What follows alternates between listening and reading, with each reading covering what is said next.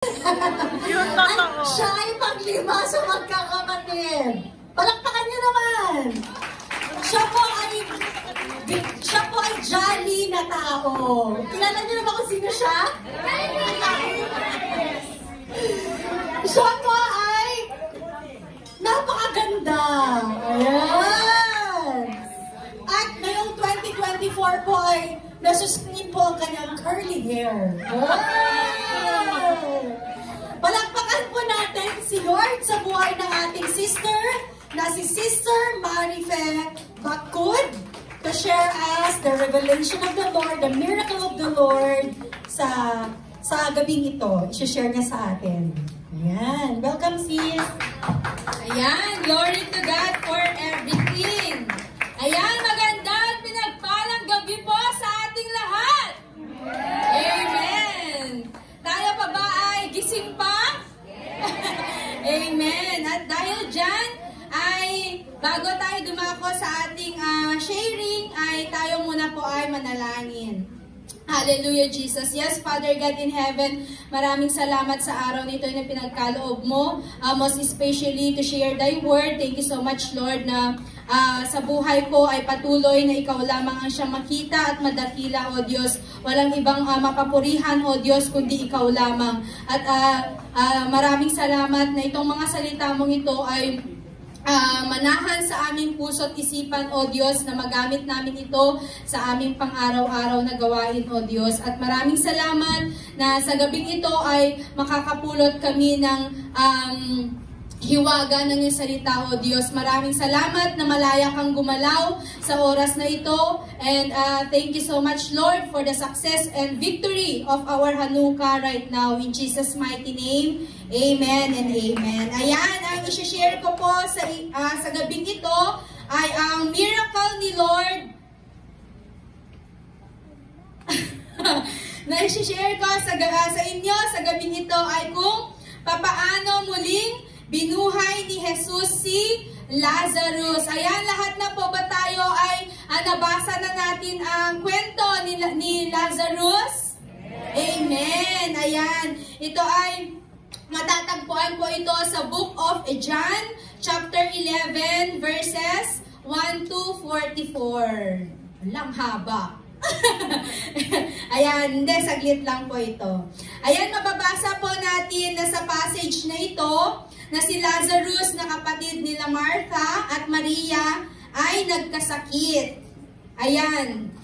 At nagpadala ng mensahe ang magkapatid na babae kay Jesus at ipinaalam sa kanya na may sakit ang minamahal niyang kaibigan. At mababasa po ito sa verse 3, nang mabalitaan ito ni Jesus, ang sabi niya, ang sakit na ito'y hindi tungo sa kamatayan. Nagkasakit siya upang maparangalan ang Diyos at sa pamamagitan nito'y maparangalan din ang anak ng Diyos. In verse 4. At sa ating buhay, madalas nakakaranas tayo ng sitwasyon na kung saan akala natin ang pinagdadaanan natin ay wala ng pag-asang maibalik sa dati nitong kalagayan. Naranasan na po ba natin ito, mga kapatid? Amen. And feeling pa natin na pinabayaan na tayo ng Diyos. But the truth here, mga kapatid, never tayong iiwan at pababayaan ng Diyos. Amen? Sabihin mo sa kapatid mo yan, sa katabi mo, never kang iiwan at pababayaan ng Diyos. Amen. And God has a plan and a purpose for everything. Sabi niya nga in Romans 8 verse 28 says, all things work together for good to those who love God and whom He has called for a purpose. Kaya kapatid, sa ating lahat, tayo ay may purpose. Amen? Amen. And there are times that God allows us to go through difficult and painful situations in our lives in order for Him to be glorified. And katulad ni Maria at Martha, nagpadala sila ng mensahe kay Jesus na may sakit ang kanilang kapatid, hoping na puntahan sila agad ni Jesus upang pagalingin. Pero anong nangyari, kapatid? Ngunit sa halip na puntahan sila agad ni Jesus, ay nanatili pa siya ng 2 araw sa kinaroroonan niya. Mababasa natin ito in verse 5 to 6. So meaning, hindi po agad-agad pumunta si Jesus kay Maria at kay Marta upang pagalingin si Lazarus. Mahal ni Jesus ang magkakapatid na Marta, Maria at Lazarus. Ngunit nang mabalitaan niyang may sakit si Lazarus, nanatili pa siya ng 2 araw sa kinaroroonan niya. And let us always remember that God chooses not to act in that moment. Instead, He waited 2 more days bago siya pumunta kina Maria at Marta. Ito po ay paalala sa atin that God's timing is not our timing. Amen po? Amen. God's delay was intended for a purpose. Kaya kapatid, sa lahat ng mga delay, sa lahat ng mga nararanasan natin na hindi agad-agad sinasagot ng Diyos ang ating mga panalangin, He has a plan and a purpose for that. And kaya huwag po tayong ma-discourage o ma-disappoint kapag naantala ng 2 days, 2 weeks, 2 months, or 2 years. Yung matagal nating pinagpe-pray. God is not advanced or late. Hallelujah! Kapatid, kahit napakatagal yan, alam ng Diyos yan. Amen? He is always on time. God is always on time in our prayers, kapatid. Ayan, isang miracle na rin yung sa life ni ni Pastora Jeb. Diba? Ilang years. Years po no, Sister Jeb. O, ilang years. But God give it to her. Diba? Grabe si Lord kung magbigay ng ating mga prayers. Napakatagal. Napakatagal pero worth the wait, kapatid. Yung years or days or months na yun yung time na tinetest tayo ni Lord. Para mas lalo pa nating patatagin ang ating pananampalataya sa Kanya. Para mas lalo pa tayong kumapit sa Kanya. Amen?